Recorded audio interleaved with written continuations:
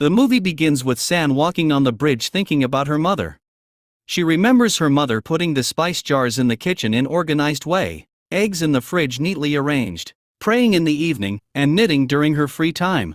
In the present, we see San and her husband waiting in the bus stand for a bus. When San sits in the bus, she remembers herself during high school. The young San was standing inside the bus where she noticed a young good-looking boy sitting in front of her. She felt shy looking at a boy. At one time their eyes met, but young San, feeling awkward, ran away after getting out of the bus, making a boy surprised. Her mother met San nearby the house and they went together.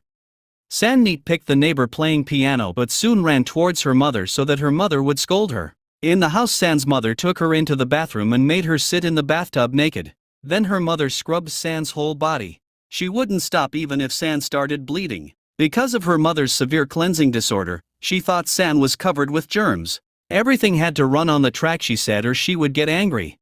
Even her daughter San is like her toy, not allowed to think otherwise, but allowed to be manipulated by her mother. On trips to the park, she would force San to smile at the camera until she was happy with the picture. When she saw San eating a marshmallow without her permission, she slapped her. She had no regard for her daughter's feelings. San had to eat all the food she cooked or she would get a curse in return. When it rains, her mother puts plastic bags over San's shoes and school bag, ignoring the comments and teasing from her classmates. San's mother wanted San to be good, so she borrowed the underwear of a good child from a friend's house, which she disinfected and put on San. She hopes that her daughter will do well in her exams under her pressure. San lives a hard life every day. It's not that she doesn't try to fight back, only to be met with her mother's cold indifference and greater desire to control. Ironically, in her mother's eyes, she and San got on very well. She would even call her friends to brag about her relationship with her daughter. So to the outside world, she appears to be a very understanding mother. She wakes up early to iron San's school uniform and tidy her hair before she goes to school. She picks up her daughter from school at the crossroads every day because she is worried about accidents on the road. Her mother prepares nutritious and balanced meals for her. But for Susan, this love often leaves her breathless. On this day, San's mother had prepared a lovely meal and cake to celebrate San's birthday. Her mother holds up her camera to take a picture of San, and San looks into the camera with a small smile. It was her daughter's birthday and mother and daughter were happy to blow out the candles. But the next moment the mother suddenly overturned the food on the table. She kept lunging at San, grabbing the cake and throwing it at her. What could have happened to make her mother suddenly go crazy? Her mother grabbed the cake and threw it at San's face, not caring that it was her birthday. As she threw it, she cursed as if the person in front of her was her enemy. It was as if she couldn't hear San's cries for mercy. She was just venting her anger. The trigger for her anger was the fact that San had used her left hand to hold her chopsticks during the meal.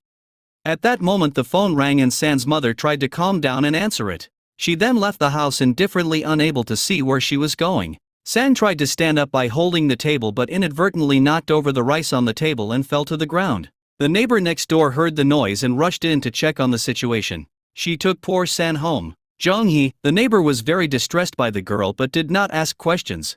She only asked San if she wanted to learn to play the piano. San wanted to learn to play the piano, but she refused when she thought of her mother at home. Jong-hee looked into San's eager eyes and decided to help this helpless girl, so she approached San's mother and offered to teach her to play the piano for free.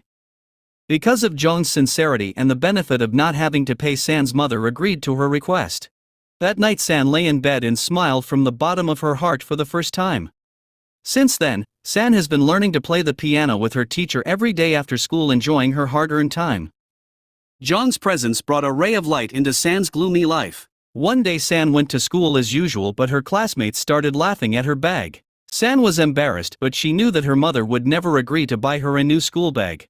So after school San finds a part-time job selling rice cakes and she secretly saves up to buy a new bag. So even though she is punished by her mother for being late, San can't help but be happy.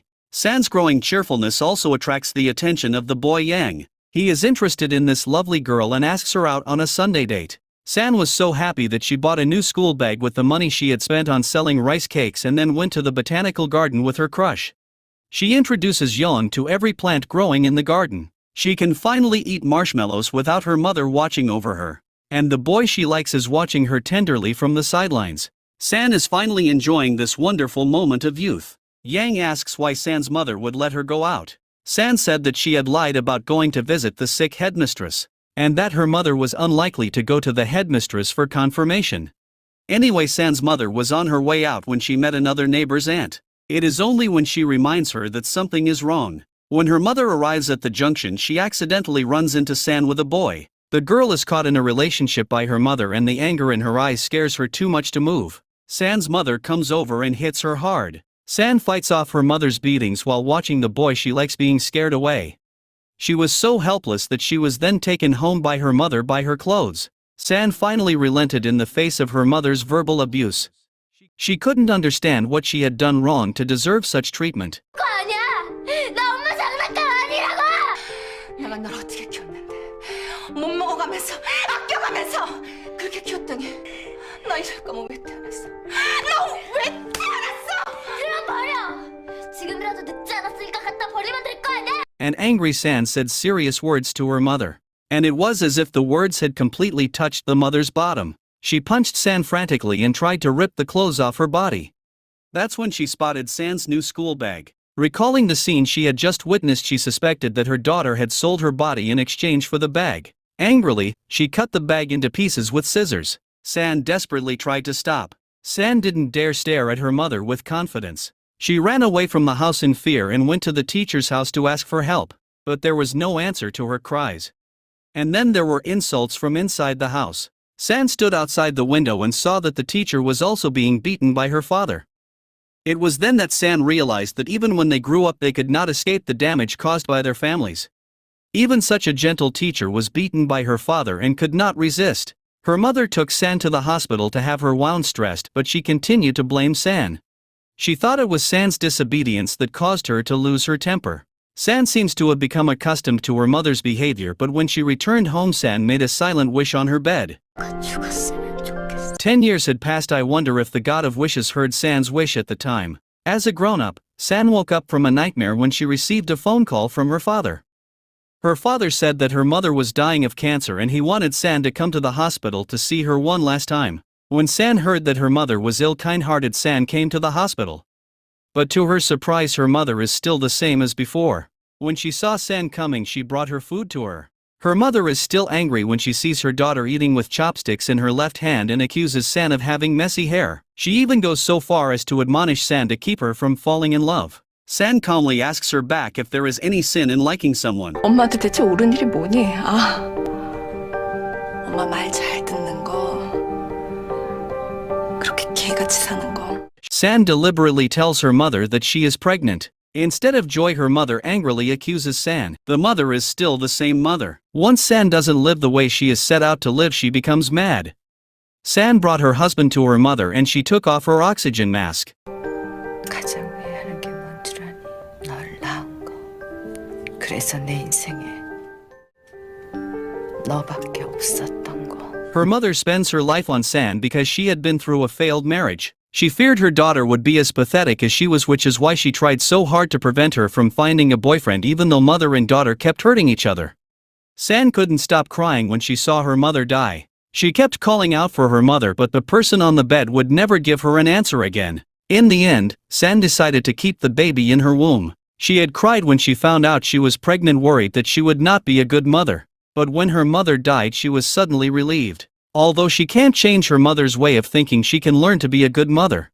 The film shows San's mother's morbid desire to control her daughter and the damage she has done to San forever. Thanks for watching. Subscribe for more videos like this. Turn on the notifications and leave a like to help the channel out.